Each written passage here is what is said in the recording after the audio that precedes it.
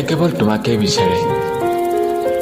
অভিমান কৰিলে ভাল লাগে, এই যে হঠাতে চিঞৰি উঠা, তোমাৰ কথাত কেৱল হয় ভৰ দি থাকিলে খঙত গুলপীয়া হোৱা নাকটো, চকুহাল ডাঙৰ কৰি মোলৈ কৰা অভিমান আৰু অভিমানত মোক হাতত মৰা থাপ্পৰটো।